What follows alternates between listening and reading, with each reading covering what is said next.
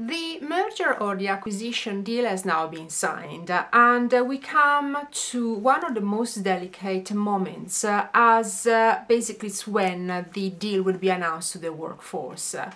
It is unfortunate that communication is one of the most problematic areas when it comes to mergers and acquisitions, and unfortunately far too many organizations get it fundamentally wrong. It's better to over-communicate rather than under-communicate.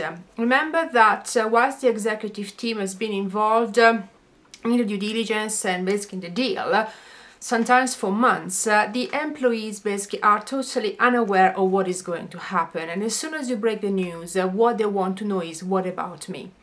So first of all, you will have to determine when to communicate. On one side, you will have to balance the requirement of keep the deal a secret, because of course you wouldn't want other people to start bidding, or sometimes there can be also regulatory requirements. And on the other side, of course, you want to communicate as and when required. So it's a very delicate balance, but it's something that has to be taken into consideration. So it's better to communicate earlier rather than later, but most of all, you have to communicate.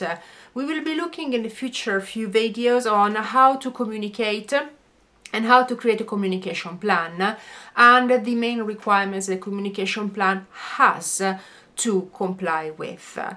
A word of warning: if you have unions within the organization, whether it is the target or whether it is the purchaser, it's always wise to involve them. In some cases, actually, there will be legal requirements that will impose you to involve the unions, but in some countries, this is not a legal requirement, but it's actually common practice and actually best practice. And that's because, especially if the unions are cooperative, they can actually help you implementing the merger or the acquisition, because they can talk to the employees and they're actually closer to the employees.